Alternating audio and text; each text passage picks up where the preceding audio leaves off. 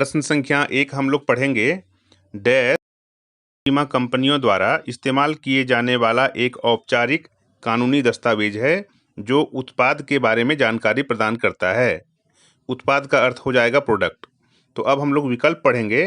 पहला विकल्प है प्रस्ताव पत्र, दूसरा विकल्प है प्रस्ताव उद्धरण, तीसरा विकल्प है सूचना डॉकेट, चौथा विकल्प है विवरण पुस्तिका यानी कि प्रोस्पेक्टस। तो इस प्रश्न का सही जवाब हो जाएगा 4 नंबर वाला विकल्प विवरण पुस्तिका या प्रोस्पेक्टस। यानी कि विवरण पुस्तिका प्रोस्पेक्टस बीमा कंपनियों द्वारा इस्तेमाल किए जाने वाला एक ऐसा औपचारिक कानूनी दस्तावेज है जो उत्पाद के बारे में जानकारी प्रदान करता है। ठीक है। प्रश्न संख्या 2 हम लोग पढ़ेंगे। प्रस्ताव बनाने के लिए इस्तेमाल किए जाने वाले आवेदन दस्तावेज को आमतौर पर डैश के रूप में जाना जाता है। पहला विकल्प है आवेदन पत्र, दूसरा विकल्प है प्रस्ताव पत्र, तीसरा विकल्प है पंजीकरण फॉर्म, चौथा विकल्प है सदस्यता फॉर्म। जैसे कि प्रश्न में कहा गया है कि प्रस्ताव बनाने के लिए, तो सीधे तौर पर इन चारों विकल्प में से 2 नंबर वाला विकल्प हो जाएगा प्रस्ताव पत्र। तो हम लोग उत्तर को प्रश्न के साथ एक बार मिला करके पढ़ेंगे। प्रस्ताव बनाने के लिए इस्तेमाल किए जाने वाले आवेदन दस्तावेज को आमतौर पर प्रस्ताव पत्र के रूप में जाना जाता है। यानी कि 2 नंबर वाला विकल्प इस प्रश्न का सही उत्तर होगा। प्रश्न संख्या 3 हम लोग पढ़ेंगे। नीचे दिए गए आयु प्रमाण दस्तावेजों में से उस विकल्प की पहचान करें जिसे बीमा कंपनियों द्वारा गैर मानक के रूप में वर्गीकृत किया गया है। गैर मानक को आप अपनी भाषा में या अपने शब्दों में अमान्य समझिए। ठीक है। तो इन 4 विकल्प को हम पढ़ते हैं। पहला विकल्प है स्कूल प्रमाण पत्र, दूसरा विकल्प है रक्षा कर्मियों के मामले में पहचान पत्र, तीसरा विकल्प है राशन कार्ड और चौथा विकल्प है नामकरण प्रमाण पत्र। तो इन चारों प्रमाण पत्र में से वो कौन सा प्रमाण पत्र है जिसको बीमा कंपनियों द्वारा गैर मानक आयु प्रमाण पत्र के रूप में वर्गीकृत किया गया है। तो आप याद रखिएगा कि तीसरा नंबर वाला जो विकल्प है राशन कार्ड, इसको बीमा कंपनियों ने एक गैर मानक आयु प्रमाण पत्र के रूप में वर्गीकृत किया गया है। यानी कि एक गैर मानक आयु प्रमाण पत्र के रूप में वर्गीकृत किया है। ठीक है। यानी कि 3 नंबर वाला जो विकल्प है इस प्रश्न का सही उत्तर होगा। प्रश्न संख्या 4 हम लोग पढ़ेंगे। इनमें से कौन सा वैध पते का प्रमाण नहीं है। ठीक है। पहला विकल्प है पैन कार्ड, दूसरा विकल्प है मतदाता पहचान पत्र, तीसरा विकल्प है बैंक पासबुक, चौथा विकल्प है ड्राइविंग लाइसेंस। तो प्रश्न में पूछ रहा है कि इन चारों विकल्प में से कौन सा एक वैध पते का प्रमाण नहीं है। एक होता है वैध, एक होता है अवैध। तो वही कहा जा रहा है कि वैध पते का प्रमाण इन चारों में से कौन नहीं है। तो इसका सही जवाब होगा 1 नंबर वाला विकल्प पैन कार्ड। तो पैन कार्ड वैध पते का प्रमाण नहीं है। यानी कि पैन कार्ड में तो एड्रेस होता ही नहीं है। आप इसको ऐसे समझिए। ठीक है। यानी कि 1 नंबर वाला जो विकल्प है इस प्रश्न का सही जवाब होगा। प्रश्न संख्या 5 देखेंगे हम लोग। प्रथम प्रीमियम रसीद यानी कि FPR, जिसको हम लोग फर्स्ट प्रीमियम रसीद भी कहते हैं, क्या दर्शाती है। सबसे उपयुक्त विकल्प चुने। पहला विकल्प है फ्री लुक अवधि समाप्त हो गई है, दूसरा विकल्प है यह इस बात का एक साक्ष्य है कि पॉलिसी अनुबंध शुरू हो गया है, तीसरा विकल्प है पॉलिसी को अब रद्द नहीं किया जा सकता है, चौथा विकल्प है पॉलिसी ने एक निश्चित नगद मूल्य प्राप्त कर लिया है। तो इन चारों विकल्प में से हमें सही विकल्प का चुनाव करना है। तो पहला प्रीमियम रसीद जो होता है, प्रथम प्रीमियम रसीद, ये क्या दर्शाती है। ये दर्शाती है, यह इस बात का साक्ष्य है कि पॉलिसी अनुबंध शुरू हो गया है। अनुबंध मतलब होता है कॉन्ट्रैक्ट या करार। ठीक है। यानी कि 2 नंबर वाला जो विकल्प है इस प्रश्न का सही उत्तर होगा।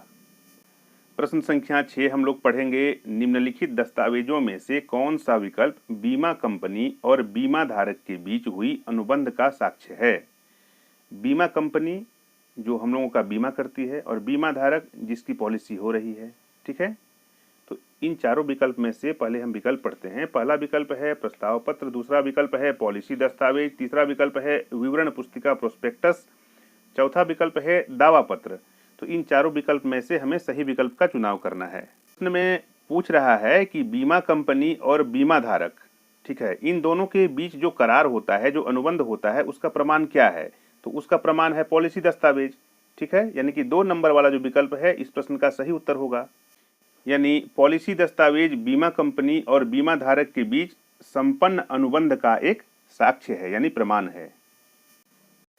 प्रश्न संख्या 7 हम लोग पढ़ेंगे। अगर एक किसी पॉलिसी दस्तावेज के विवरण के लिए जटिल भाषा का प्रयोग किया जाता है और इससे कोई अस्पष्टता उत्पन्न होती है तो इसे आम तौर पर कैसे समझा जाएगा।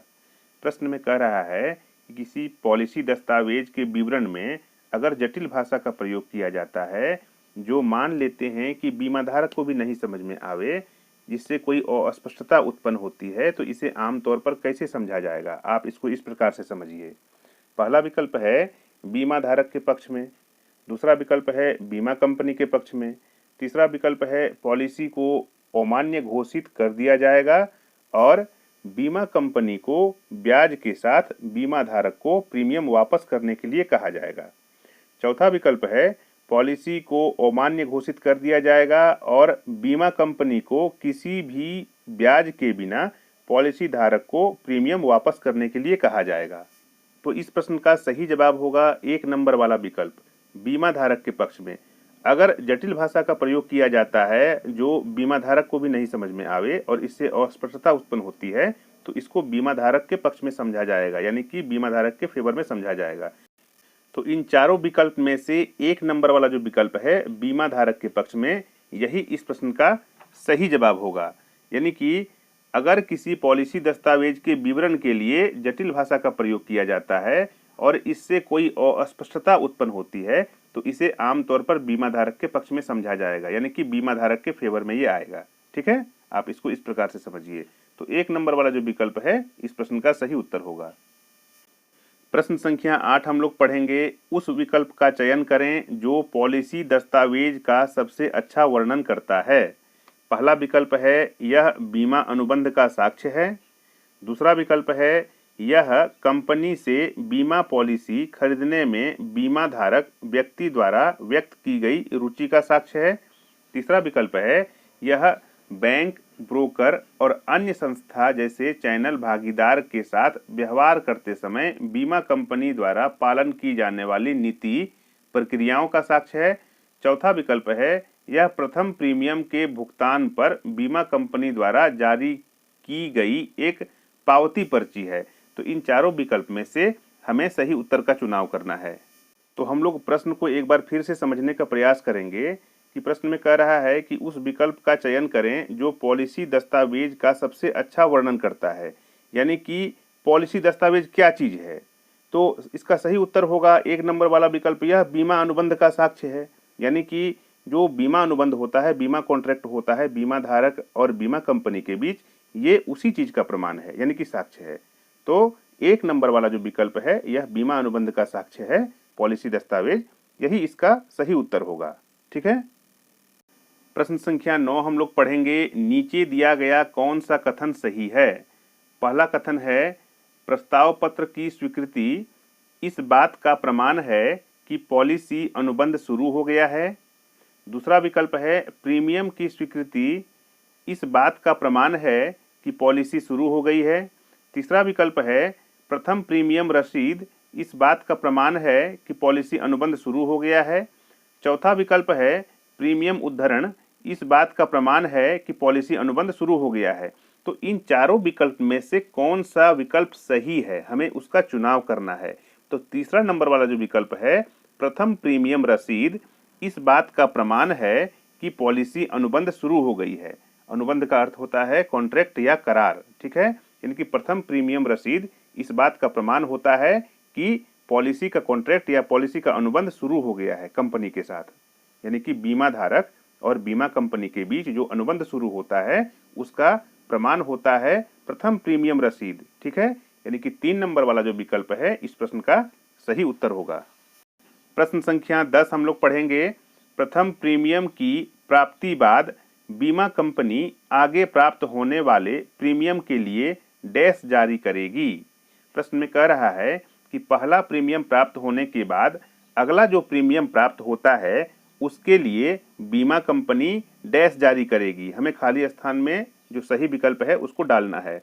तो पहला विकल्प है पुनर्चलन प्रीमियम रसीद, दूसरा विकल्प है पुनरुद्धार प्रीमियम रसीद, तीसरा विकल्प है पुनः स्थापन प्रीमियम रसीद, चौथा विकल्प है नवीकरण प्रीमियम रसीद। तो इन चारों विकल्प में से चौथा नंबर वाला जो विकल्प है नवीकरण प्रीमियम रसीद यानी कि नया प्रीमियम रसीद जारी करेगी। ठीक है, तो हम लोग उत्तर को प्रश्न के साथ मिला करके एक बार पढ़ेंगे। प्रथम प्रीमियम की प्राप्ति बाद बीमा कंपनी आगे प्राप्त होने वाले प्रीमियम के लिए नवीकरण प्रीमियम रसीद जारी करेगी। यानी कि चौथा नंबर वाला विकल्प नवीकरण प्रीमियम रसीद यानी कि नया प्रीमियम रसीद, तो यही इस प्रश्न का सही जवाब होगा। प्रश्न संख्या 11 हम लोग पढ़ेंगे। अगर बीमित व्यक्ति मूल जीवन पॉलिसी दस्तावेज खो देता है तो क्या होगा। प्रश्न में कह रहा है कि अगर बीमित व्यक्ति मूल जीवन पॉलिसी दस्तावेज, जिसको हम लोग बॉन्ड पेपर भी कहते हैं, अगर खो देता है तो क्या होगा। पहला विकल्प हम लोग पढ़ेंगे, बीमा कंपनी अनुबंध में कोई भी बदलाव किए बिना एक डुप्लीकेट पॉलिसी जारी करेगी। दूसरा विकल्प है बीमा अनुबंध समाप्त हो जाएगा। तीसरा विकल्प है बीमा कंपनी बीमित व्यक्ति की वर्तमान स्वास्थ्य घोषणाओं के आधार पर नए नियम और शर्तों के साथ एक डुप्लीकेट पॉलिसी जारी करेगी। चौथा विकल्प है बीमा कंपनी अनुबंध में कोई भी बदलाव किए बिना एक डुप्लीकेट पॉलिसी जारी करेगी, लेकिन ऐसा केवल एक अदालत के आदेश के बाद होगा। तो इन चारों विकल्प में से हमें सही उत्तर का चुनाव करना है। तो इस प्रश्न का सही जवाब होगा 1 नंबर वाला विकल्प, बीमा कंपनी अनुबंध में कोई भी बदलाव किए बिना एक डुप्लीकेट पॉलिसी जारी करेगी। यानी कि 1 नंबर वाला विकल्प इस प्रश्न का सही जवाब होगा। अगर बीमा धारक व्यक्ति मूल जीवन बीमा पॉलिसी दस्तावेज खो देता है तो बीमा कंपनी अनुबंध में कोई भी बदलाव किए बिना एक डुप्लीकेट पॉलिसी जारी करेगी।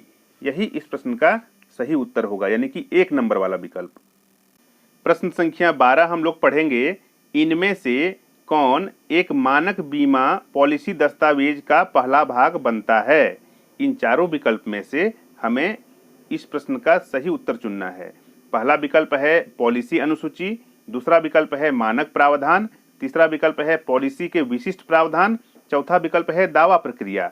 तो प्रश्न में पूछ रहा है कि एक मानक बीमा पॉलिसी दस्तावेज का पहला भाग कौन सा होता है।